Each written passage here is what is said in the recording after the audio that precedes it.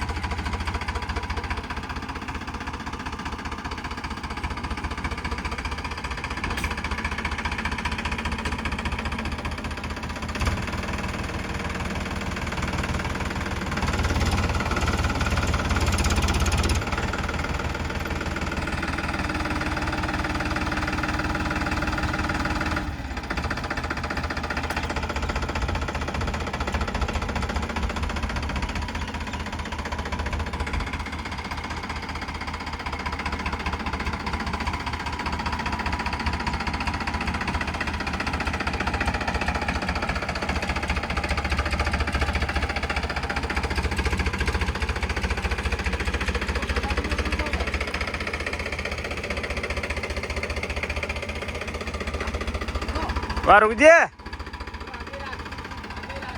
आगे रख नाक थोड़ा आगे रख।